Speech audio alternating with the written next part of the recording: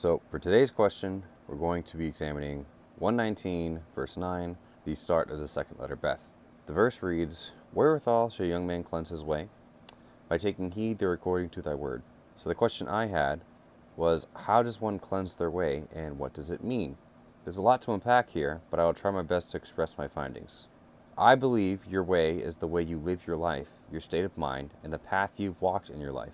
So if your way of life, state of mind, or the life you lived is steeped in wickedness and iniquity, then it requires cleansing, or even as basic maintenance, because everything ultimately needs to be continually cleaned and maintained. Now the word cleansed here means to be cleansed, to be clean, pure, justified, made clean. So it's about your way of life, your state of mind, and to cleanse and purify your mind. And to take heed means to guard, paying close attention and or observing carefully, not just passive reading. So the word here most likely means the law, again assuming David wrote this. I say this because it says according to thy word being God's word.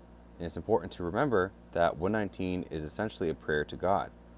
This is the writer talking to God. This is a request.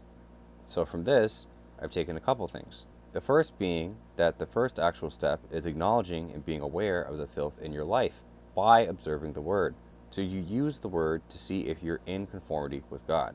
The second, I believe, is consuming high quantities of the word to attempt to dilute, in a sense, the wickedness in your mind and replace it with the righteous word.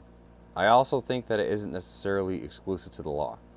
I believe that consuming the word from the Old and New Testament is a solid starting point to begin the process of cleansing your mind, and not just blindly reading or listening, but digesting what's being said.